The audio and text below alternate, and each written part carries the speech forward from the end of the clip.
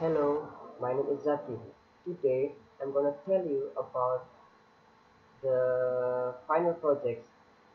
The topics of my final projects is death reckoning. Yes, death reckoning. What is death reckoning? Before we could in the topic, I'm gonna tell you about the title of my final project. My final project titled Autonomous Guided Vehicle,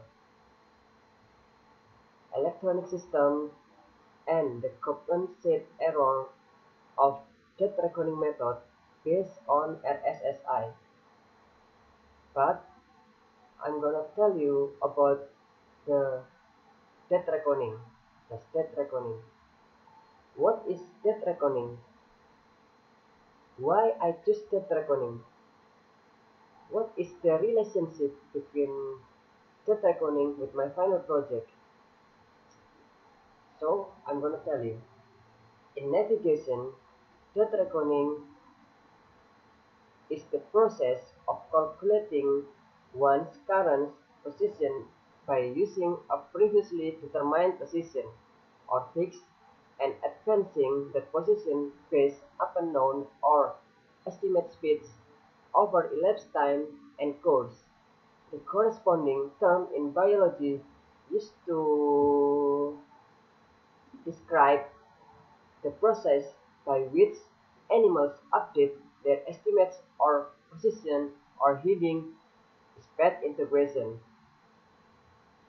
So data reckoning is about how can we determine the position.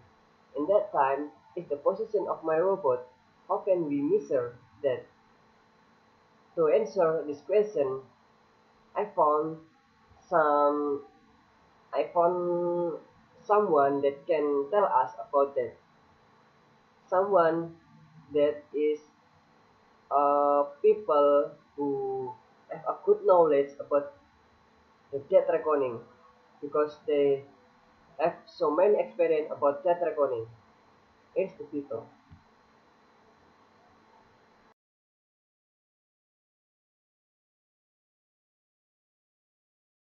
All right, so we're going to talk about dead reckoning.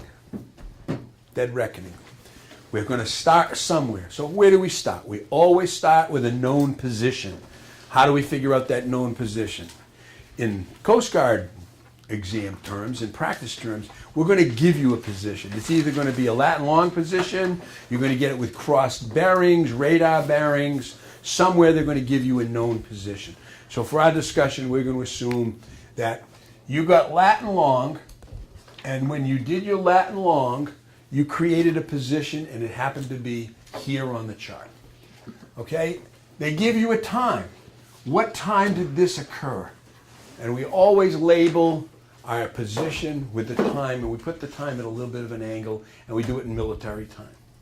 They're going to give you a course. If they give you a course in compass, what do we need to do? Convert it to true. If they give you a true course, we merely draw it on the chart.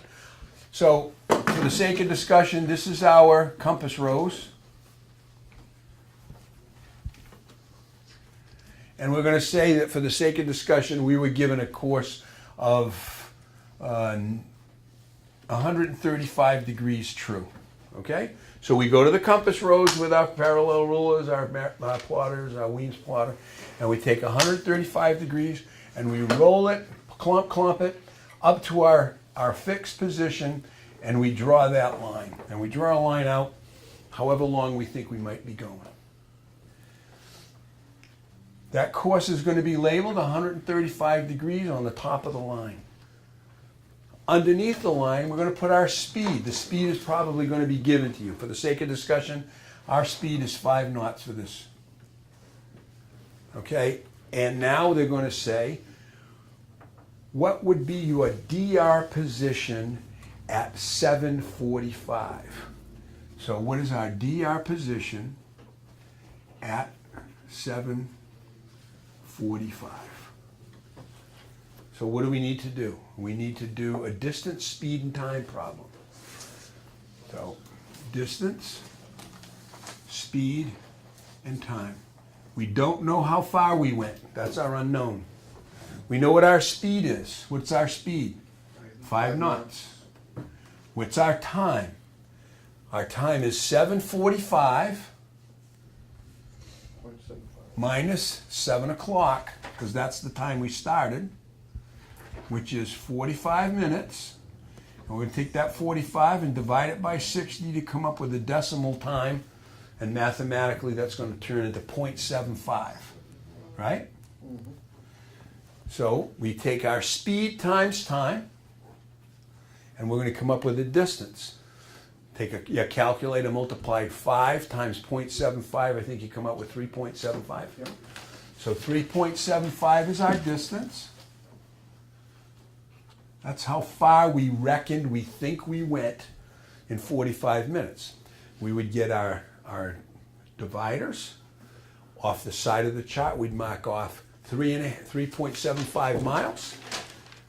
We'd put the pointy end here in our fix, and we'd make a mark 3.75 miles away. And the symbol for a DR is a line with a half a moon around it. And we put 745, because that's our time. 7:45. That's our DR. That's where we reckon, we think, we figure we're going to be, and in 45 minutes. That's a DR. That's all it is. Okay? Fixed position. Draw the course. Label the course. Label the speed. Do your distance speed time problem. Come up with the distance. Measure it off. Put it on your track line. And that's what your DR is. Okay? Perfect. Yes. After we listen about the explanation about how we measure the distance, the position using the dead reckoning, we all know that the robot position can be measured with dead reckoning methods. After that, I'm gonna tell you about the autonomous navigation in robotics. Dead reckoning is utilized in some lower-end, non-mission critical or tightly constrained by time or weight robotic application. It is usually used to reduce the need for sensing technology such as ultrasonic sensor, GPS, or placement of some linear on and rotary encoders. In an autonomous robot, thus greatly reducing cost and complexity at the expense of performance and repeatability. The proper utilization of data reckoning in this sense would be to supply a known percentage of electrical power or hydraulic pressures to the robot's driver motor over a given amount of time from a general starting point. Data reckoning is not totally accurate, which can lead to errors in distance estimates ranging from a few millimeters in CNC machining to kilometers in UAV, based upon the duration of the run, the speed of the robot, the length of the run, and several other factors. After we saw this video, I hope I can finish my final project about the death reckoning. I can finish easily. Thank you for watching this video.